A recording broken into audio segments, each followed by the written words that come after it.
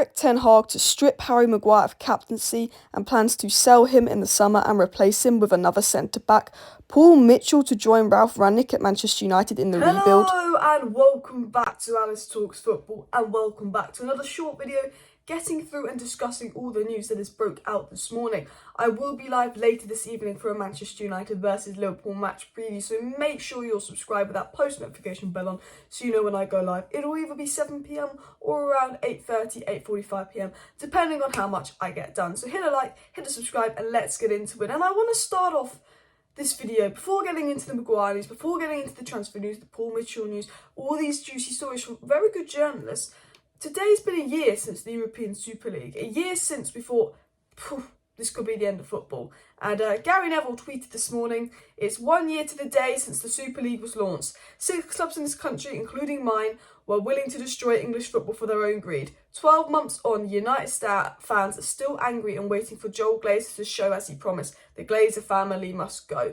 And I want to just throw that tweet out right in front of you to begin this video, because I absolutely agree with this. This was a year ago since we almost destroyed football. The Glazers gave us all these promises, said they were going to make it up to us. Have they? Am I surprised they haven't stuck to the promises? No. But that's all I'm saying. These owners have got to go. There was the Glazers out protest the other day. You know, we've got Ten Hag in, we've got to rebuild him. It's good. But those owners, they're a big problem at this club. And as much as I like Ten Hag and I think he's the perfect manager, I worry he'll fail. And if he does fail, I'm not going to be blaming Ten Hag. I'm going to be blaming those owners, because I think he's a brilliant manager. But let's get into the news. Harry Maguire to be stripped of captaincy. What is this story going around? Now, if you guys watching my live stream last night, we actually spoke about this.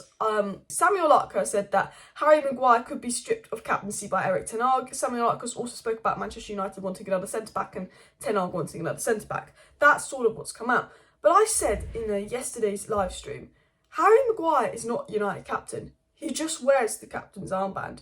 Because why is David De Gea doing the post-match reactions when we win, lose or play bad? Why is Cristiano Ronaldo doing all the team talks? Why is Lindelof the defender commanding the line? Why is there dressing room reports saying that Ronaldo is basically the captain in the dressing room, he does all the team talks? Why are there dressing room leaks saying that Ronaldo's taken over the Manchester United dressing room? Why, when the one game against Manchester City where Ronaldo wasn't present because he was in Portugal, did the team absolutely crumble and give up and let Man City have 92% possession? Where was the leadership? Well, their leader was in freaking Portugal, because Maguire might wear the armband, but we know he's not captain. And I know that Ralf Rangnick would give Ronaldo captaincy if he was allowed to. But Manchester United know, if you take captaincy off Maguire and give it to Ronaldo mid-season, what does that do? It proves the dressing room leaks to be correct, and it causes a disruption and a negative PR and social media reaction. United, as much as Ronaldo is the captain, Harry Maguire is just going to wear the captain's armband to the end of the season. Ralf Rangnick's captain is Ronaldo. The players know Ronaldo's the captain. Maguire wears the armband.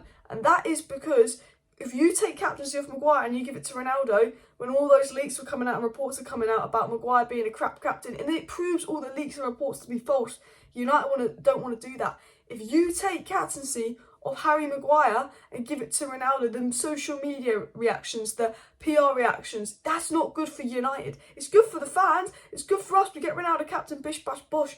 But what I mean is, Manchester United paid 80 million on Harry Maguire, they've given him captaincy, and they don't want to admit that he's a flop, they don't want to admit he's bad. That's why every manager is told Maguire must start and Maguire must be captain for every game.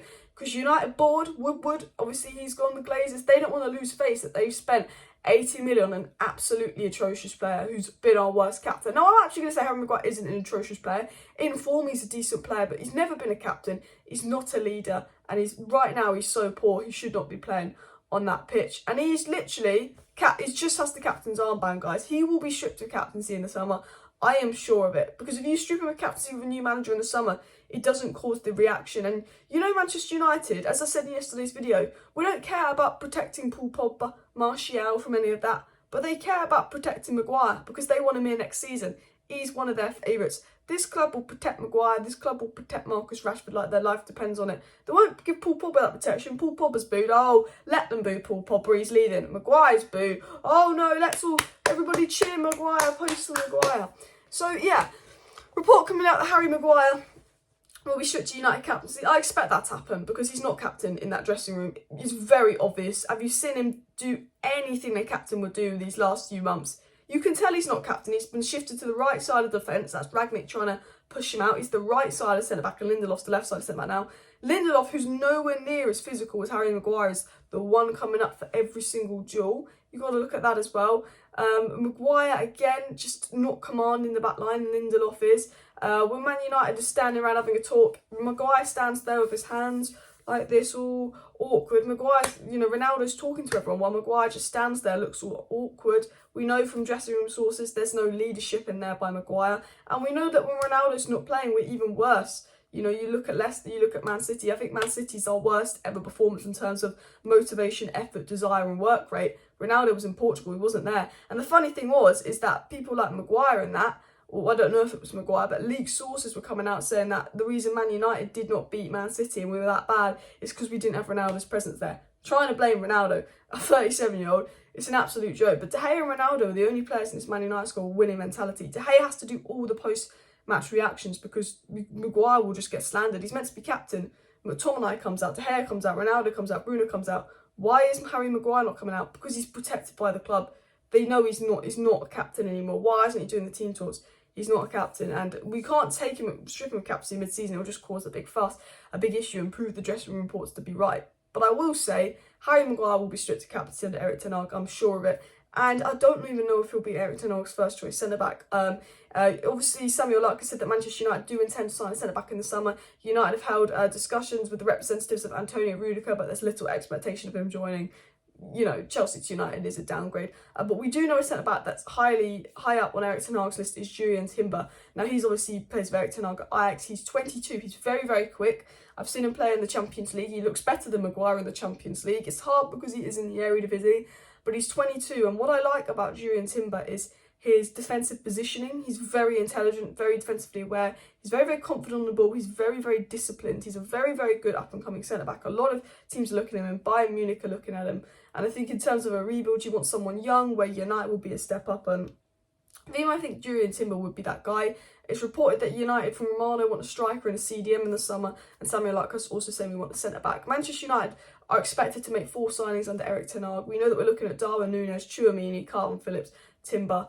I think we're going to sign a striker, a CDM and a centre-back, and maybe another midfielder or right-winger, depending on the price of those as well. And the last story I want to get into to end the video is that David Ornstein said that Ralf Rangnick knows Paul Mitchell very well from their period together with Red Bull and has recommended him to the Manchester United board if they seek enhancement to the current structure. Paul Mitchell, very good director of football, spoken about him a lot, so I won't get right into it. He's worked at Southampton, Tottenham, RB Leipzig and Monaco, done really good wonders in recruitment and all of that. Good relationship with Ralf Rangnick, sporting director, modern.